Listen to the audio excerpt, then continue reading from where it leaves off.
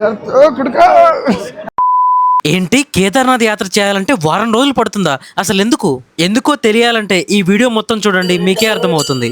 మీరు తెలుగు రాష్ట్రాల్లో ఎక్కడున్నా సరే ఫస్ట్ ఢిల్లీకి రీచ్ అవ్వాల్సి ఉంటుంది. ట్రైన్ జర్నీ అయితే ఆల్మోస్ట్ ఢిల్లీకి 28 అవర్స్ ఉంటుంది.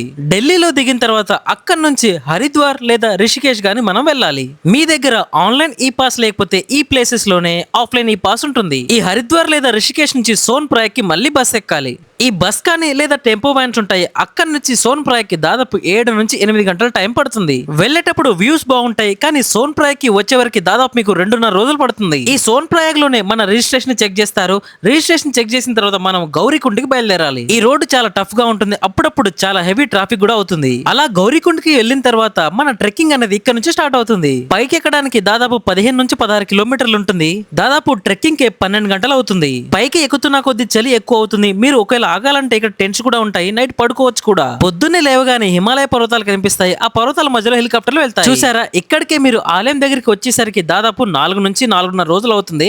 పైకి వెళ్ళిన తర్వాత దర్శనం టోకెన్ కూడా తీసుకోవాలి. అలా ఆ కేదార్నాథుడి దర్శనం అయిన తర్వాత మళ్ళీ ఎలా అయితే వచ్చారో సేమ్ అలానే వెళ్ళడానికి వారం నుంచి దాదాపు 8-9 రోజులు కూడా పట్టొచ్చు. ఈసారి మీరు ఎవరితో వెళ్ళాలనుకుంటున్నారో వాళ్ళకి ఈ వీడియోని షేర్ చేయండి. అలాగే కామెంట్ బాక్స్ లో ఓం నమః శివాయ అని కామెంట్ చేయండి.